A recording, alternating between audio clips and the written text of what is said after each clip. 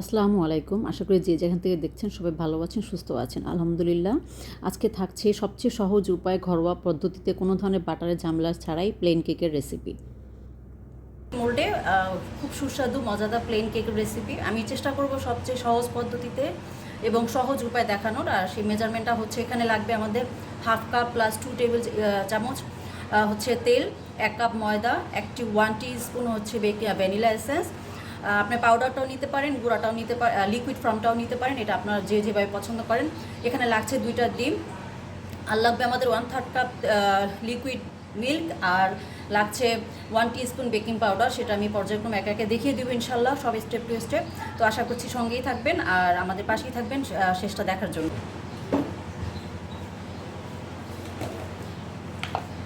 এখানে চিনি অ্যাড করব 2/3 কাপ। 1/3 কাপ দিয়ে যদি আমরা দুবার দিই তো সেক্ষেত্রে আমাদের যে 2/3 কাপের মেজারমেন্ট সেটা আমরা পেয়ে যাব।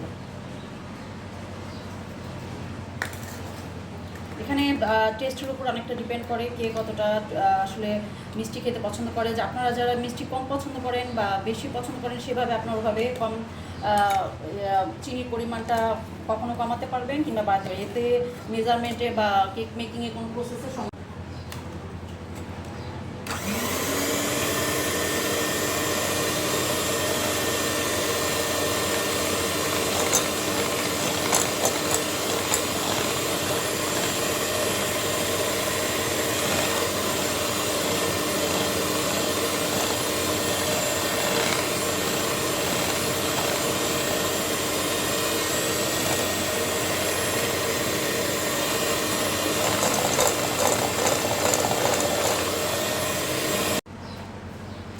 বিটিংয়ের মাঝখানে আমরা দেখব আমাদের চিনিটা সম্পূর্ণরূপে গলে গেছে কিনা। যদি চিনিটা না গলে তাহলে আমাদের কেকের উপর একটা ভেজা ভেজা ভাব থাকবে। এজন্য আমাদের চিনিটা সর্বোচ্চ যাতে গলে যায় সেই পর্যন্ত মিডিয়াম আঁচে বিট করতে হবে, এবং চিনি গলে যাওয়ার পর আমরা সেখানে লিকুইড মিল্ক এবং তেলটা অ্যাড করব। আমি এখানে বলেছিলাম যে তেলটা মেপে রেখেছিলাম 1/2 কাপ প্লাস 2 টেবিল স্পুন, সেটা আস্তে আস্তে দিয়ে দিব এবং আস্তে আস্তে বিট করতে হবে।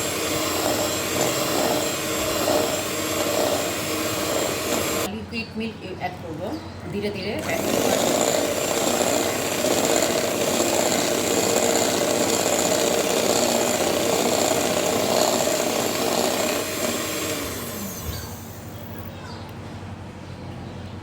আমরা বিটিং প্রসেসটা বন্ধ করে দিব। বন্ধ করে দিয়ে আমার যে শুকনো উপকরণ আছে সেগুলি আমরা চেলে নিব।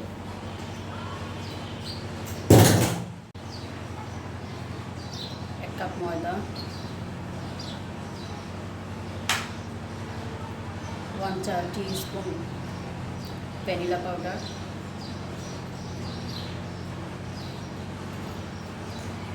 এবং আমি এখানে ফোস্টার ক্লার্কের এসেন্সটা ইউজ করেছি। এখানে আমি সমান করে 1 টিস্পুন দিব। অবশ্যই খেয়াল রাখতে হবে যেন মেজারমেন্টটা একদম পারফেক্ট থাকে, তাহলে দেখা যায় আমাদের আউটকামটা ভালো আসবে।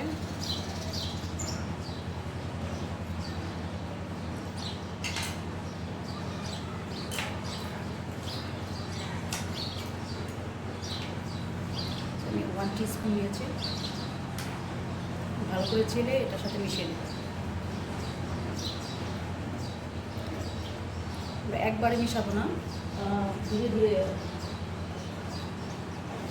আস্তে আস্তে পর্যায়ক্রমে ধীরে ধীরে মিশাবো, যাতে আমাদের ডিমের ফোমটা নষ্ট না হয়। এক্ষেত্রে একবারেও মিশানো যায়, কারণ প্লেন কেকের ক্ষেত্রে কোনো বাধ্যবাধকতা নেই, যে কোনোভাবে মিশানো যায়। তো আমরা চেষ্টা করব যাতে ডিমের যে আমরা বিট করেছি সেই ফ্লপিনেসটা যাতে বজায় থাকে, বা টেস্টটা যাতে ফোমটা যাতে ভেঙে না যায়, সেই চেষ্টা করে আমরা যতটা সম্ভব আস্তে আস্তে বিট করার চেষ্টা করব।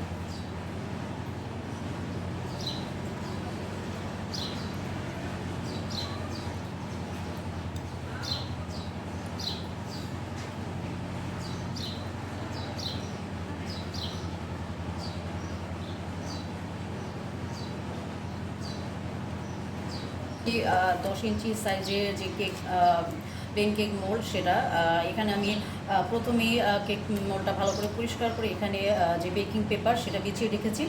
বিছিয়ে রেখে এখানে এখন আমি যে বাটারটা আমরা রেডি করেছি সেটা ঢেলে দিই।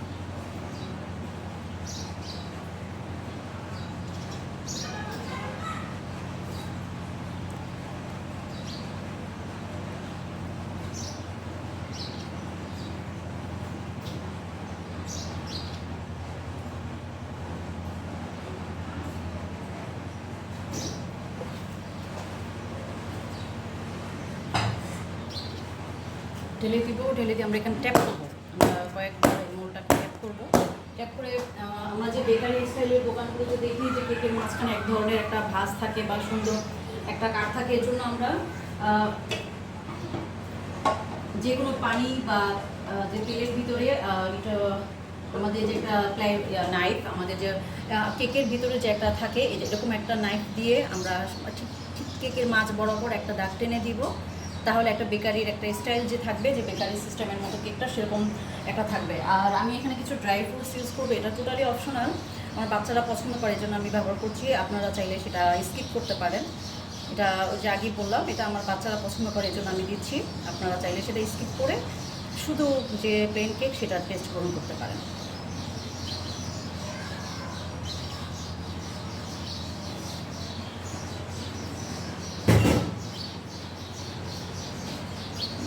হচ্ছে মিয়াকো 22 লিটার ওভেন, আমি ওভেনটাকে ফ্রি হিট করে নিয়েছি। এখন আমি ওভেনটার ভিতরে কেকটা দিয়ে দিব। আমি ফ্রি হিট করেছিলাম 170 ডিগ্রিতে 5 মিনিটের জন্য। এখন আমি ঠিক সেম ডিগ্রিতে 100, আপনার হিটটা দেখেন, আমি উপরে নিচ সব বন্ধ রেখেছি, 170 ডিগ্রি ডিসেট করেছি এবং আপ ডাউন হিট অন করে সময় দিয়ে দিব ঠিক 40 মিনিট। 40 মিনিট পর আবার ফিরে আসছি এটার শেষ যে আউটকামটা কী আসে সেটা দেখানোর জন্য।